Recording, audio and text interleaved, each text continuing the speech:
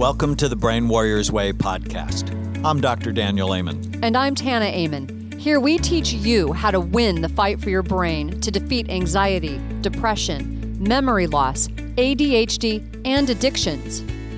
The Brain Warriors Way podcast is brought to you by Amen Clinics, where we've transformed lives for 3 decades using brain SPECT imaging to better target treatment and natural ways to heal the brain. For more information, visit amenclinics.com. The Brain Warriors Way podcast is also brought to you by BrainMD, where we produce the highest quality nutraceutical products to support the health of your brain and body. For more information, visit brainmdhealth.com.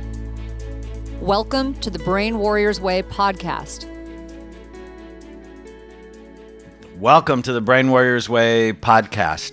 I am here with a friend of mine who I just have great respect for, Dr. Dale Bredesen, who is an internationally recognized expert in Alzheimer's disease, the mechanisms that underlie it.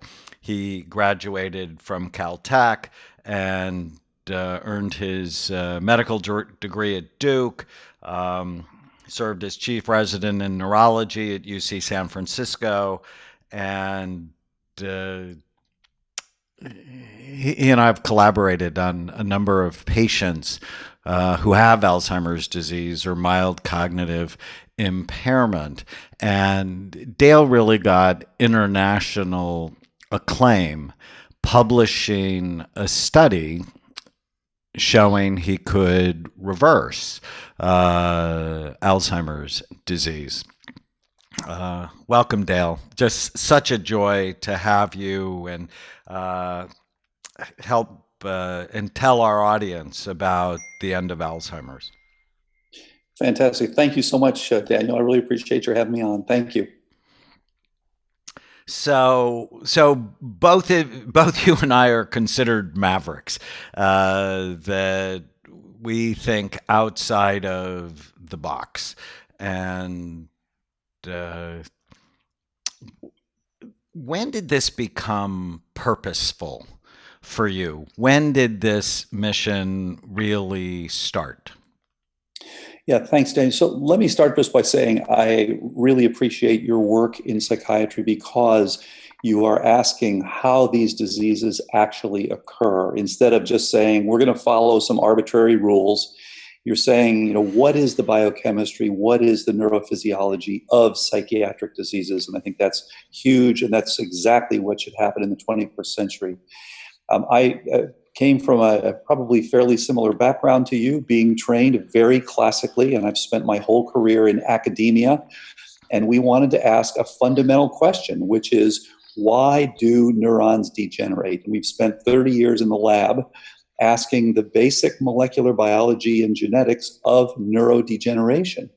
And what happened over all those years is that we saw that this problem is a multifaceted problem. It's not a simple thing like pneumococcal pneumonia. As you know, we were pretty much all dying 100 years ago of these infectious illnesses. You get the pneumococcus, you're okay. You get the TB, you kill it with a drug, you're fine. These complex chronic illnesses, Alzheimer's, Parkinson's, cancer, cardiovascular disease, psychiatric diseases, they have more than one component. And as we looked at the basic biology of these neurodegenerative diseases, we could see that there were many, many different inputs. And we've published over 220 papers on various aspects of Alzheimer's. But we realized at some point, hey, wait a minute, there's a bigger picture here. And we tell the patients, imagine you have a roof with 36 holes in it, and because we initially identified 36 different contributors, maybe you have to cover all those holes to make a big difference. And that's exactly what happens with the human patients. So many years ago, when I started looking at the brain, we use a couple of studies here, but the most important one to us is SPECT, that looks at blood flow and activity. Almost right away, I went, ADD is not one thing. depression is not one thing. Bipolar disorder is not one thing. Schizophrenia is not one thing. And what you're saying is Alzheimer's is clearly not one thing.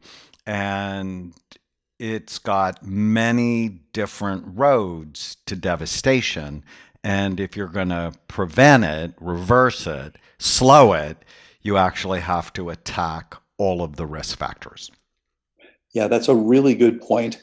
And, in fact, as you pointed out, you look at things that we call one disease, but there are different roads and different contributors. And in fact, when we started looking at larger data sets, instead of simply looking at sodium and potassium and the kind of usual stuff, we said, well, let's look at a larger data set for people with cognitive decline or risk from cognitive decline. And what we found is that they fell into groups, and we published this a few years ago.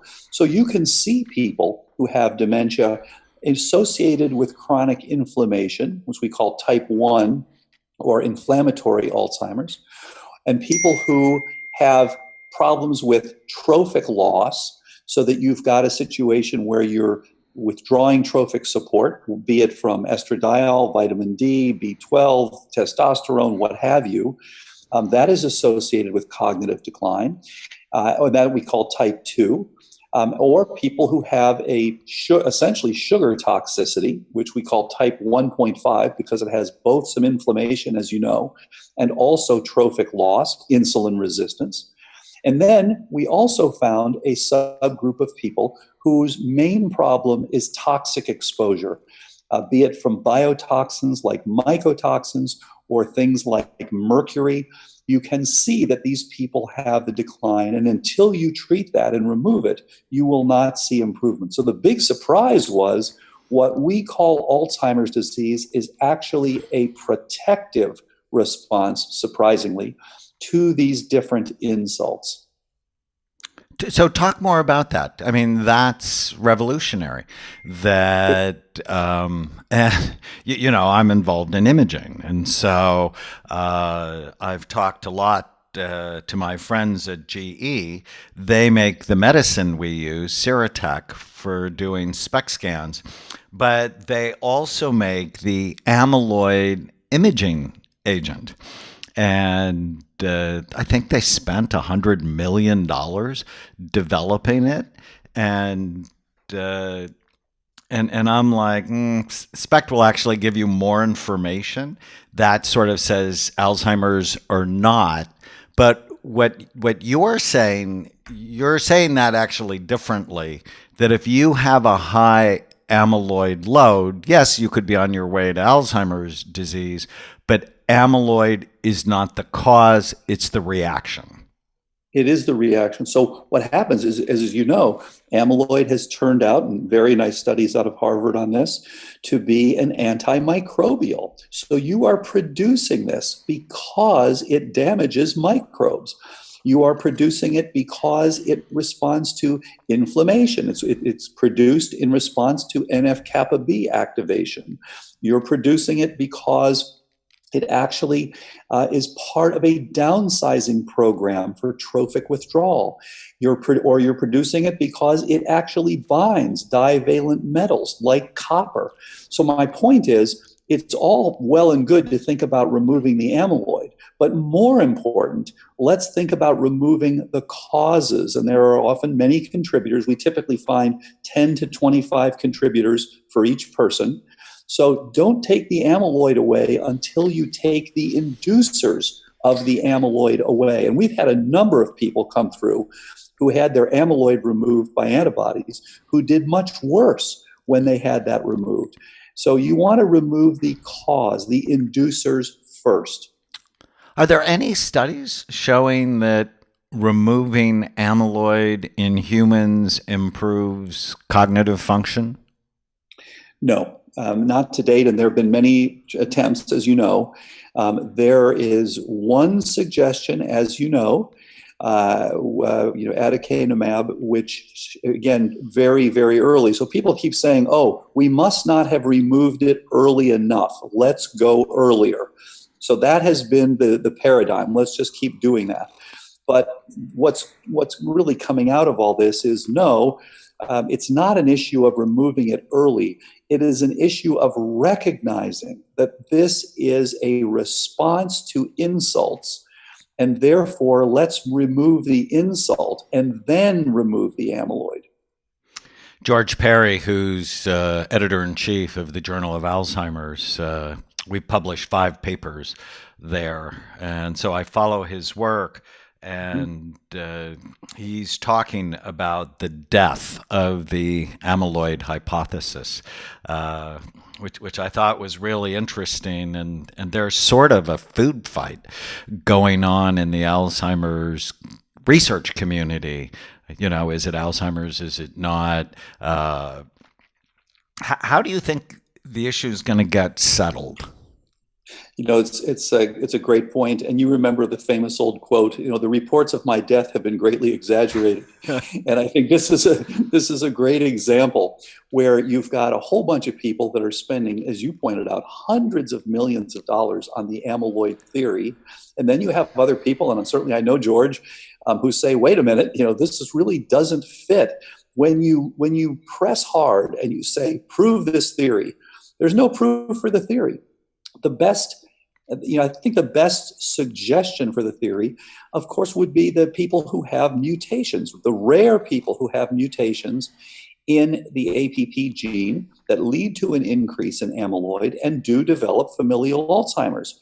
However, I think the problem has been people want to make this simple. So they say, is amyloid the cause, yes or no? Instead of saying, isn't it more likely that amyloid is part of the overall story, but it's not the entire story? And I think that's what we're seeing here. And in fact, again, it is a protective response that is associated with a downsizing of your overall neuronal network. And so when we look at the parent of amyloid, the amyloid precursor protein, we can see directly in a molecular way what feeds into whether it's going to be on the amyloid side or whether it's going to be on the anti-amyloid side. And the really interesting thing is that the amyloid precursor protein can be cleaved in 2 opposing ways. So literally, it can support neurite growth and synapse formation or neurite retraction and synapse loss. So it literally can make amyloid and be part of the downsizing of Alzheimer's, or it can go the other direction and support synapse formation. It is literally a molecular switch. Oh, how interesting. In 2005, when I wrote Preventing Alzheimer's with Rod Schenkel, the amyloid hypothesis was in full swing. And one of the interesting things I learned was that kids with Down syndrome, and we've seen a fair number of them here at Amen Clinics, have an extra chromosome that actually increases the production of amyloid precursor protein, and they have a higher incidence of Alzheimer's disease at much younger ages. So I wonder if that's in that genetic group where amyloid is much more of a problem than in the typical Alzheimer's patients you have. So this is a really good point. When you make it genetically, as you said, when you overproduce this, you do see this downsizing effect. And I think that's one of the things that has misled people in general. So no question, you overproduce this stuff, then you're going to see the downsizing. But for most of us, and this is about 95% of people who get Alzheimer's, they're not getting it because of a genetic predisposition in terms of APP itself. Instead, what they are doing, they are responding appropriately to insults, just as you would lay down plaque in your coronary arteries. You're laying down this stuff, and in this case, you're actually protecting yourself against these various insults. And therefore, you're not genetically predestined to have this. In other words, we really can control our future with respect to dementia for the vast majority of us. Do you think it makes sense for the average person who has the genetic risk, who has one of the E4 genes, to do simple strategies to try to clean up the excessive beta amyloid, such as vitamin D, curcumin, sleeping better, blueberries? Those are the things, as I was writing Memory Rescue, that there were published studies showing those things can decrease beta amyloid load.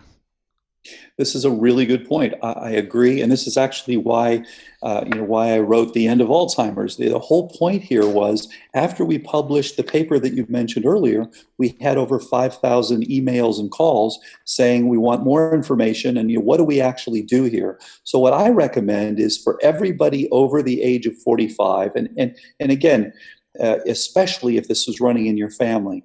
Just as we know that when we hit 50, we're supposed to have a colonoscopy, we recommend that anyone over 45 have a cognoscopy.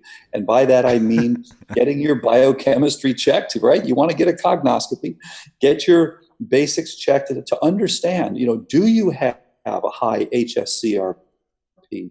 Do you have a low vitamin D, just as you mentioned? So many of us are deficient in vitamin D. I usually tell people, look, if you wear clothes or you live indoors, you're probably deficient in vitamin D. So, the reality is most of us are deficient in vitamin D. We should get it checked. We can actually look at the various contributors. So I would say just the opposite of what we've all been told. There's nothing you can do about this disease.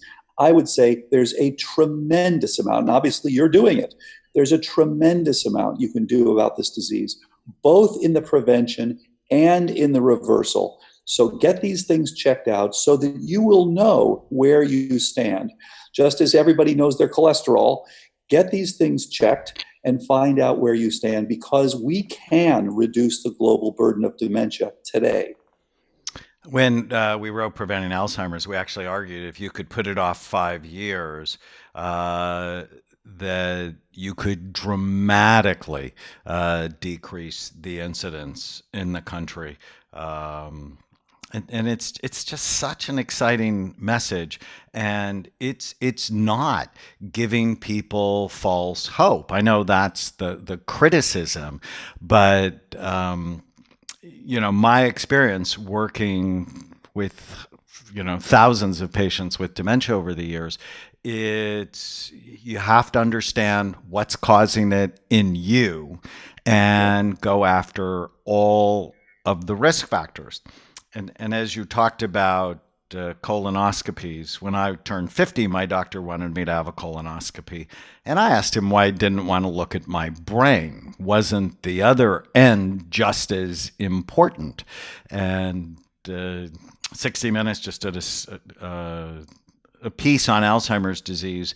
And the researcher from UCI said she saw a day where everyone would be imaged just like you would have a colonoscopy. And I think that's important. It's a piece of the puzzle, but just like you say in the book, you also need your important lab numbers checked. You need to know what your BMI is. You need to know what your blood pressure is, because all of those things are risk factors that steal your mind.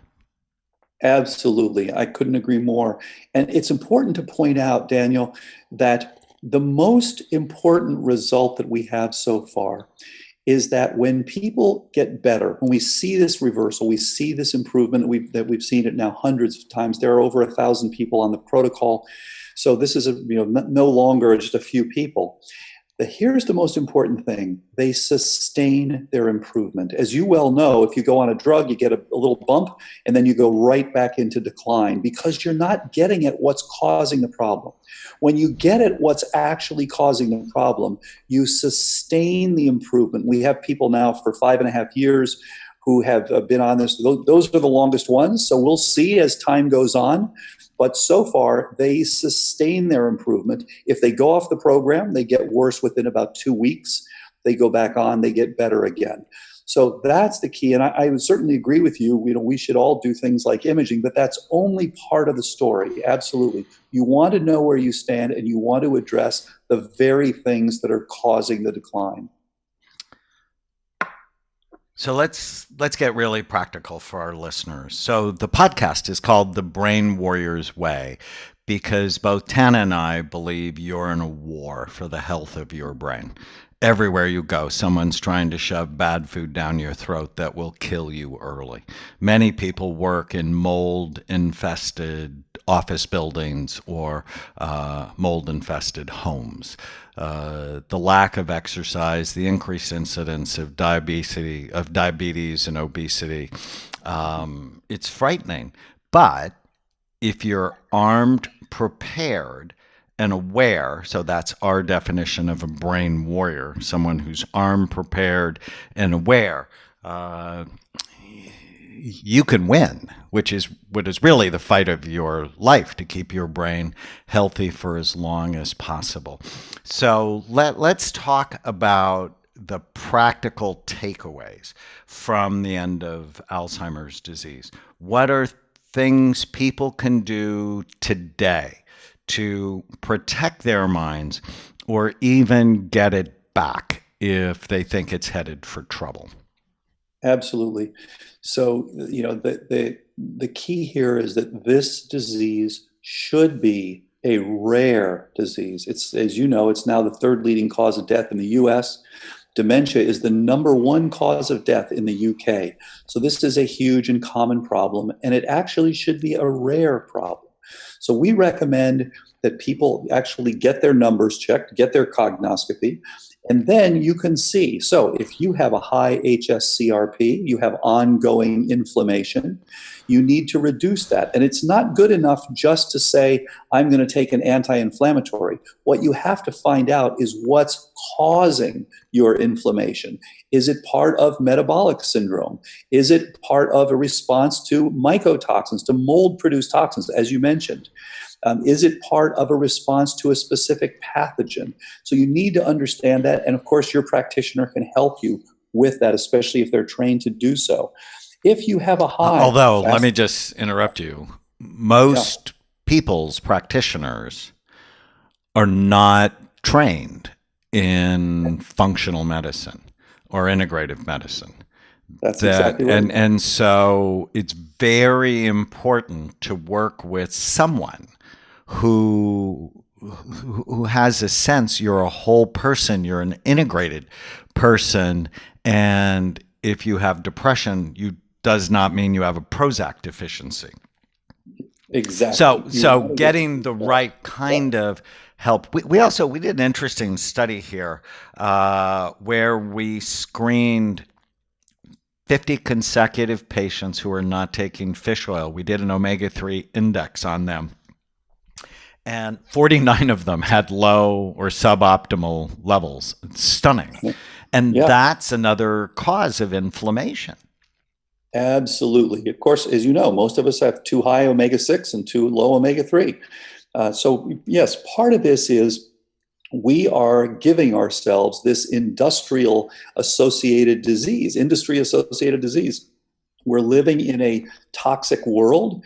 We're living in a world that has depleted soils. We're living in a world where most of us have too low omega-3s. So we are, to some extent, giving ourselves Alzheimer's disease, or at least a very high risk for Alzheimer's disease. So what we need to do is ferret out all the things that are contributing. So as you said, what can you do practically? Check out your hsCRP and address that. Check out your fasting insulin. If your fasting insulin's over 5, you're developing insulin resistance, and that is a contributor to dementia, and you can address that. Check out if you have exposure to metals. If you want to make more amyloid, give yourself plenty of copper or mercury, and you will make more amyloid. So you want to understand whether you've got those exposure. What heavy metal test do you like? Do you like the challenge test or doctor's data, hair analysis? What do you use in the protocol? Yeah, and great question. And I know people always talk about, specific, do you want to advertise for somebody? Well, I happen to like Quicksilver approach myself. But that's not to say that doctors' data isn't wonderful. It's not to say that provocation. I know Mark Hyman and others really swear by provocation analysis, which is great. I think that's fine too.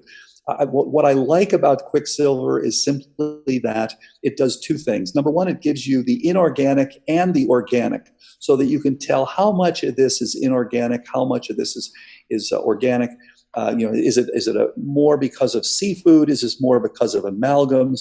And then it also will give you multiple other metals, so you can ask, okay, what about all these other things? And so, as you know, years ago the claim was aluminum was a player.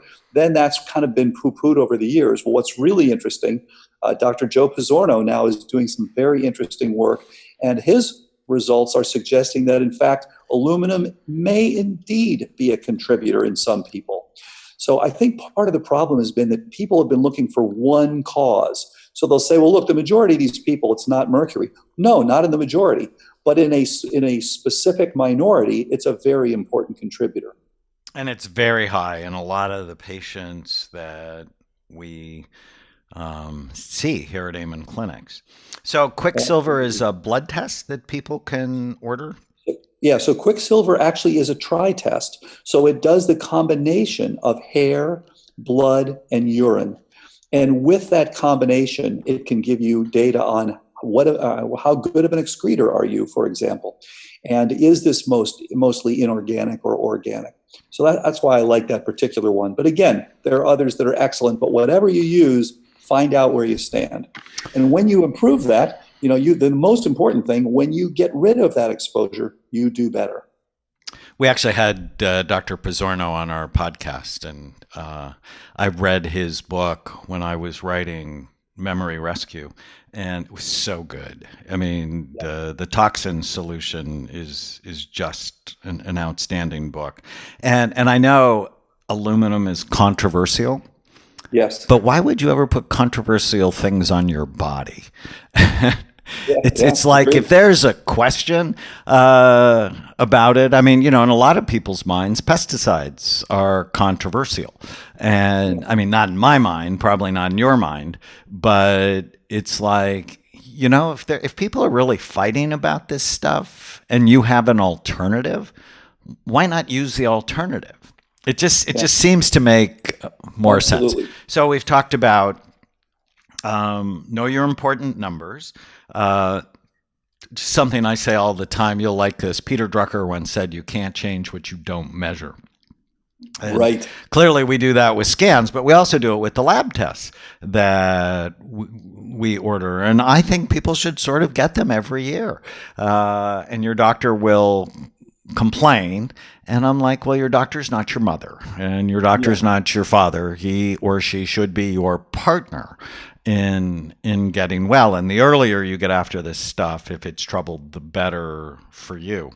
So know your important numbers. And you began to also talk about diet sort of matters, that what you put in your body becomes your body. Daniel, as your biochemistry goes, so goes your cognition.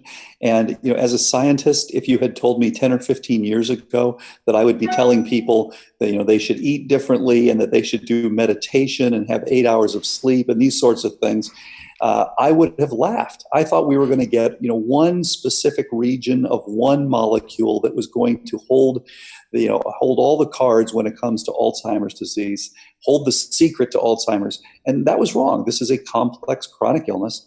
And it turns out, as you alluded to, diet is absolutely huge. And getting yourself into mild ketosis, very helpful for these people. When they get better, when we see them improve with their cognition, they typically achieve mild ketosis. They typically get rid of their insulin resistance and convert to insulin sensitivity. They are typically having a largely plant-based, a diet that is meat as a condiment. So all these things that actually do change your biochemistry are huge. So important. So then, like me, you're not a fan of sugar and foods that turn to sugar quickly, like bread, pasta, potatoes, rice, sugar. And Exactly. I used to be a fan of the Atkins diet until I realized there's just not enough medicine in that food, that plants have medicine in them. And so the more colors you can get, the better. But clearly, I had a father-in-law that died with diabetes and lost his mind in the process, and a couple of limbs and his eyesight. And I just watched how devastating it was. And so I'm always freaked out about my own blood sugar level, and try to keep it under 90, my fasting blood sugar level, just so that I don't have the same fate. And, some people, they change their behavior because they want something good. Most people change their behavior because they don't want something bad. Right. Well, it's interesting to me that human beings did not evolve to handle that much sugar, the amount. So we've made these huge assumptions that, it's okay, processed food, how bad can it be? But it turns out that this actually doesn't fit our biochemistry. So, you could jump out of a second or third floor window every day. Many days you wouldn't break your leg, but you're not constructed to jump out of a third floor window, and you ultimately would probably destroy your bones. And that's the way it is with sugar. We're simply not made to handle the amount that we are exposed to each day. And no question, it is killing your brain. So in Memory Rescue, and I love the parallels with that and End of Alzheimer's, even though we came to what I think is a very similar conclusion, but by different routes. I developed this mnemonic called Bright Minds, which highlight the 11 major risk factors that steal your brain. And actually in the book, I list 36 of them. And there's a lot of overlap. But let's just, from a practical standpoint, talk about each one quickly. So B is for blood flow. Low blood flow is the number one brain imaging predictor of Alzheimer's disease. And there are actually studies that show you can predict it more than a decade before someone actually has symptoms. And the things that steal blood flow, hypertension, heart disease, erectile dysfunction, although they tend to just go together, lack of exercise, caffeine constricts blood flow, as does nicotine. Yeah, these are all critical, no question about it. And, healthy nitric oxide produced by your own body for your vessels, a good thing, as you know. And so no question, blood flow is a critical determinant. And of course, you can either go toward, vascular dementia, so-called, or Alzheimer's disease. These are cousins. These are related entities. And they live in the same home.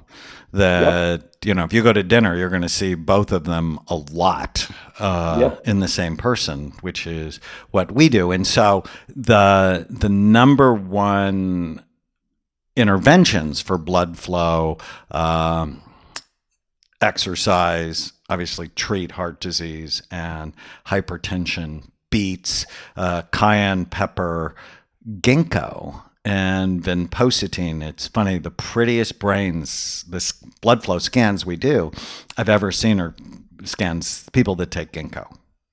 Isn't that interesting? Wow. Right. Okay. I mean, by itself, and this is the whole point of the End of Alzheimer's. By itself, ginkgo, vitamin E, fish oil, phosphatidylserine, whatever, is not going to work because it's not a single cause illness. As you pointed out, very interesting. The NIH spent $25 million on a single trial in which ginkgo was used by itself. And, you're not looking at the actual biology of the disease. I think ginkgo can be very helpful, just as you said. But as a monotherapy, we're asking too much of these different drugs. And I actually have a piece in the book where we go through what a single drug would have to do if it were going to be a cure for Alzheimer's. And there are over 100 different things that it has to do. So we're asking too much. get yourself an entire program and include the ginkgo, and you'll be much better off. Right. It's a multiple mechanism illness, and you need to fight the war on multiple fronts. So the R in Bright Minds is retirement and aging. As you stop learning, your brain starts dying.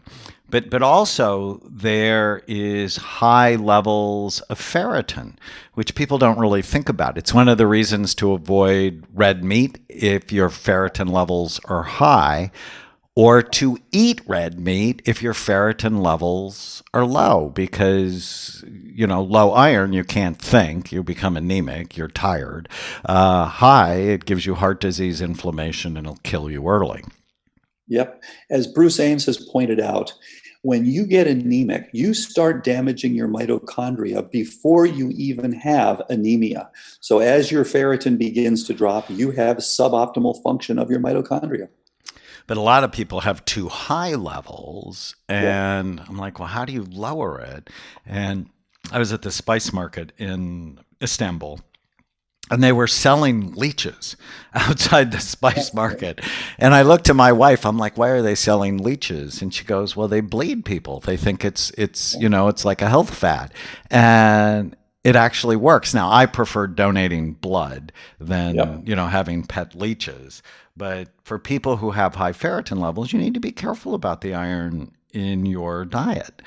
No question. And then new learning is just absolutely essential. The I is inflammation, which we already talked about. I like, you have to find the cause, but omega-3 fatty acids can be help, and then be on an anti-inflammatory diet, which is really a plant-based diet. Right. And of course, there are now resolvents. You can also resolve the inflammation initially with these specialized pro-resolving mediators, which are now available. But then, as I said before, find out what's causing your inflammation and get rid of that. The G is genetics, and I love this part, is that having the genes that put you at increased risk for Alzheimer's disease is not a death sentence.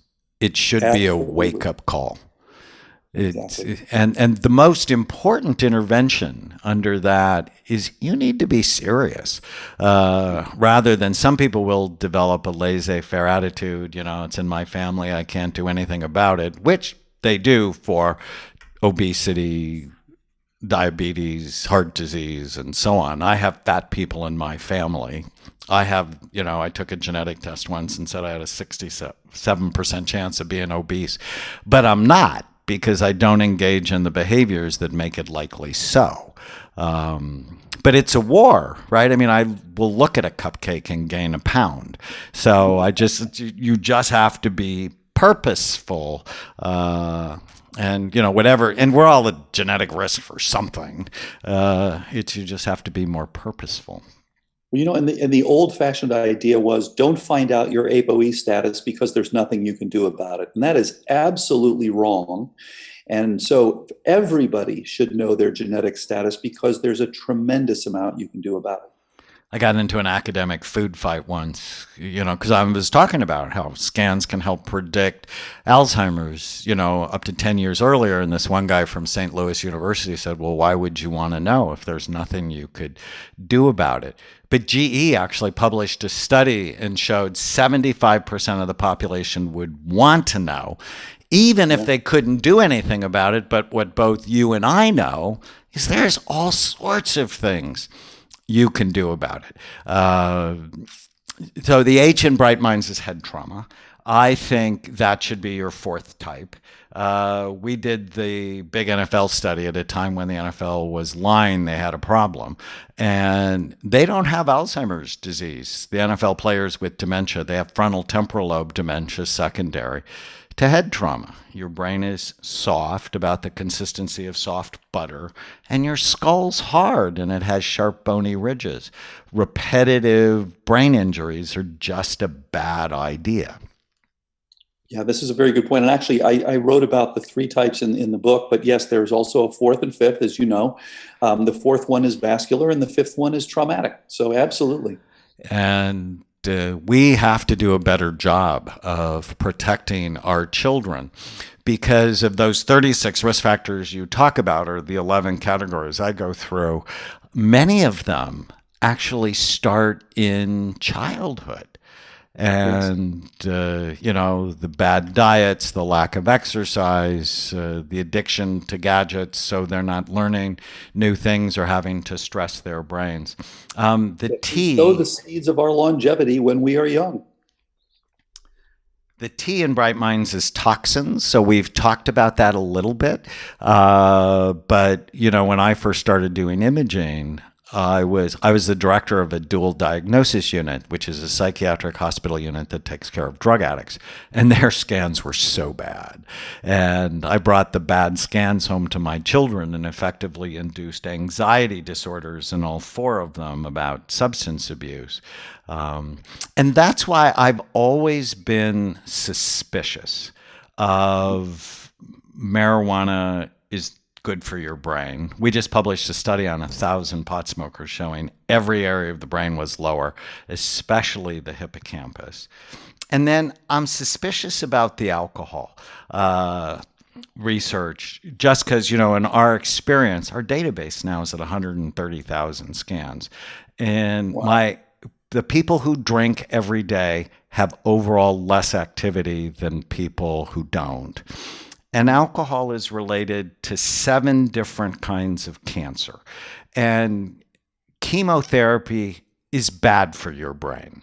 And so in my mind, less is better. But I'd be interested in your thoughts on it. Even I spoke at the Alzheimer's Association here in Orange County, and they had alcohol as one of the refreshments. And I'm always polite when I go places, but internally I was like, seriously, we don't love our brains as much as we should. It's a really good point. And then for so many people, this is an important part of their lives. And of course, without it, there's an increase in cortisol. So I think you have to kind of balance it. If you're going to have a lot of cortisol without it, as you know, high cortisol bad for your hippocampus as well. So we recommend, keep it down to a half a glass of wine or a glass of wine, 2 or 3 times a week, and it's probably not going to hurt you, and it may relax you a little. And along those same lines, what do you recommend as far as CBD oil? There's a new study out of NYU showing it helped decrease seizure activity in children. It's not been legal long enough for us to really have good studies with it. And there's so many other things to help relax you.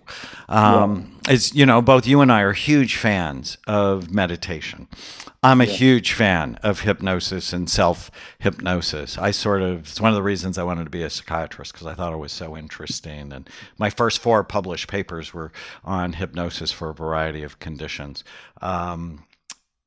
Being purposeful. I just interviewed someone who is a friend of Viktor Frankl, and stress tends to go down. He survived the concentration camps when you are an incredibly purposeful person. But I also like saffron, one of my favorite spices to improve your mood and decrease stress. Relora is another one that blocks cortisol. I got interested in, our listeners know we founded BrainMD, our supplement company, and I got interested in it because a lot of the medications I'd use to lower your stress and anxiety were just flat out toxic for brain function. So whether it's Xanax or Ativan or Valium or Klonopin, it's very rare I prescribe them anymore because they cause overall decreased blood flow to your brain. And, I always say as a psychiatrist that Freud was wrong. Penis envy is not the cause of anybody's problem. It's brain envy. You need to care more about how that thing looks. Or how big that thing is. Look at the remarkable things you have with the herbs. I mean, look at what you have from, bacopa to rhodiola to Hericium erinaceus to ashwagandha. I mean, these things can be very helpful. And why are you out there prescribing a drug? Right. At least, here at Amen Clinics, we're not opposed to drugs. we're just opposed to that's the first and only thing you do when there's so many other things. And in our focus and energy formula, we have rhodiola, ginseng, ashwagandha, and green tea extract. And it works so well. It doesn't amp you like Adderall. It gives you focus while at the same time decreasing stress. So, I'm just a huge fan of other ways to think about helping people. The M in Bright Minds is mental health issues. I mean, we know depression, bipolar disorder, post-traumatic stress disorder increase your risk for Alzheimer's disease, likely from the chronic stress associated with them. Absolutely. And then a lot of people come. Yeah, go ahead. I is immunity and infections, and I know that it's part of what you've seen as well. And in the Journal of Alzheimer's Disease, there was an editorial, and I think it was signed by 33 scientists that said, we're missing the boat. We need to be screening for infectious disease because it's a major cause of Alzheimer's disease. And here's the bottom line biochemically. Amyloid beta is part of the innate immune system response. So when you have Alzheimer's disease, you are saying, I have a chronic innate immune system response to something or some combination of things. So absolutely infection. It is the neurosyphilis of the 21st century. It's just that there are many organisms that can lead to this instead of one. Well, and it's hard to screen for them in a cost-effective way because there's a lot of them that, Lyme, which is often hard to detect, herpes virus. In fact, I was reading if you have cold sores, of all things, it increased your risk of Alzheimer's disease 20%. And it's another reason, if I had to pick one immune-enhancing tip, it would be optimize your vitamin D level. And what's interesting, that there was a study published on people whose vitamin D level was above 40 compared to those that were below 20. And the people below 20 had more than double the risk of cancer. Wow. Yeah.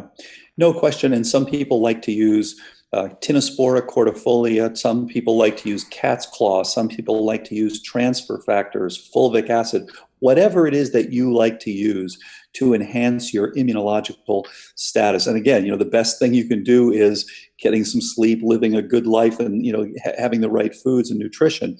Whatever it is, this is a critical piece to prevent this problem we call Alzheimer's disease with the innate immune system activation chronically. The N is neurohormone deficiencies, and I think you talked about that in trophic. One of the trophic causes, one of the most interesting things I've learned, and I think Mark Gordon, is in my NFL study, all these guys had terribly low testosterone levels. And I'm like, how's that? I mean, these are, monsters who, you think of as being the most manly men on the planet. But when you rattle your brain repeatedly, it can damage your pituitary gland and alter your hormone levels in your body.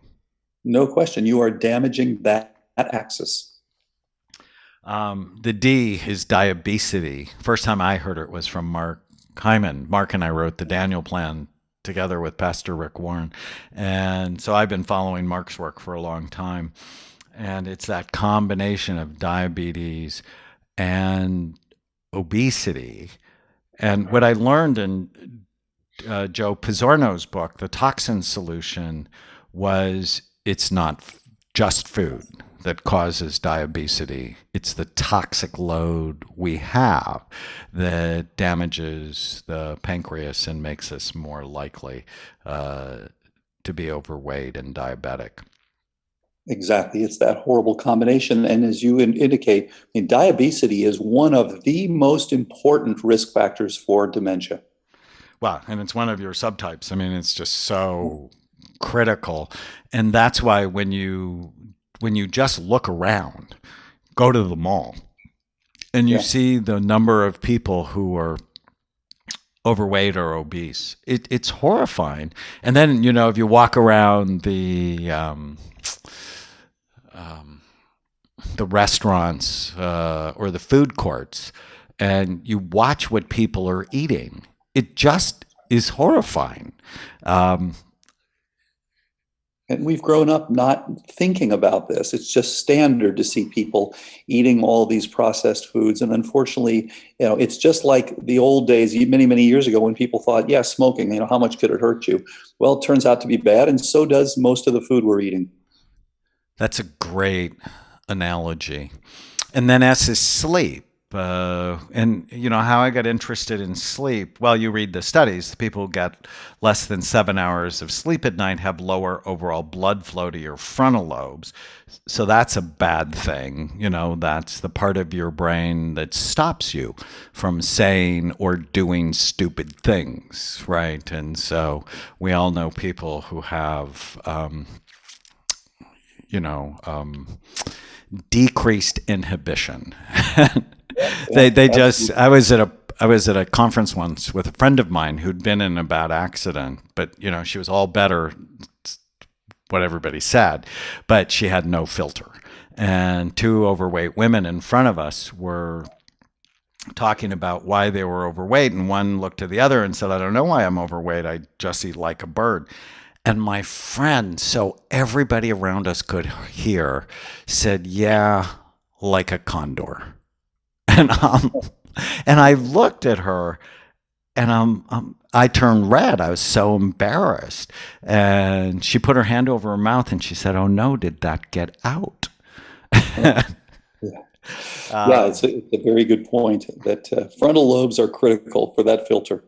Right. And so if you don't sleep, your frontal lobes are low, which means you're going to eat more. Your decision making will not be as good. And then I began to see, so on SPECT, and this was published in the late 80s, decreased parietal temporal lobe hypoperfusion. So decreased blood flow to the parietal lobes, top back part of your brain, and decreased blood flow to the hippocampus on the medial temporal lobes.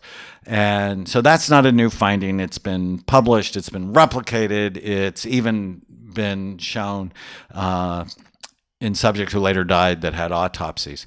But when I started seeing saddling or decreased perfusion in the parietal lobes, and I'm like, why is that? And then there was a paper that came out on sleep apnea causing that saddling. And then it turns out sleep apnea is actually a risk factor for Alzheimer's disease because your brain's the most metabolically active organ. And if it has an oxygen debt, it's going to kill it. So it's a good point. Sleep is just absolutely essential. So let me ask you a question, Daniel.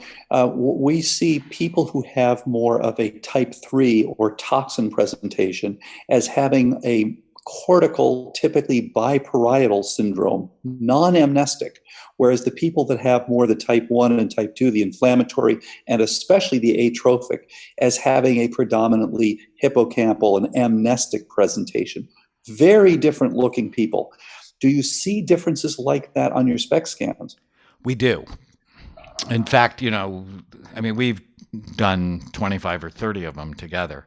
Be interesting, clearly to do more when you have classic cases to go, what does the scan pattern look like? In the toxic pattern, what we see is a scalloping appearance overall. And it's not hard to see in the 3D renderings we do.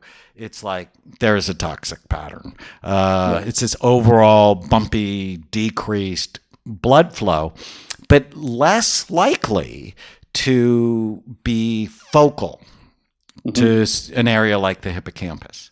And so I think we would see a difference. You'll like this. We just remodeled our house. And in the shower, my wife put 2 seahorses. Because in Memory Rescue, I talk about, you have to love your seahorses because you're making baby seahorses all the time. Well, I couldn't be more grateful for your work, your friendship, your time.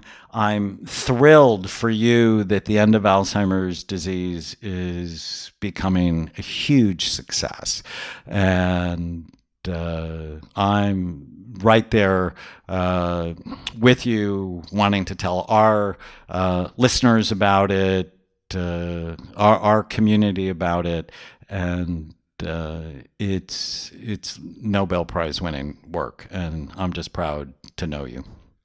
Thank you very much, Daniel. I love the work you're doing. I look forward to more, and I look forward to your upcoming book. This is very exciting stuff. And as you pointed out, you have the largest group of SPECT scans in the world. So you're going to be learning a tremendous amount from these. And we're going to learn on head trauma, on Alzheimer's, on other neurodegenerative conditions. We are truly at the dawn of the era of treatable neurodegenerative disease. So thank you very much, Daniel. Great. Thanks, everybody. You're listening to The Brain Warrior's Way. Dale Bredesen. I'm Dr. Daniel Amen. Thank you for listening to The Brain Warrior's Way podcast. Go to iTunes and leave a review, and you'll automatically be entered into a drawing to get a free signed copy of The Brain Warrior's Way and The Brain Warrior's Way cookbook we give away every month.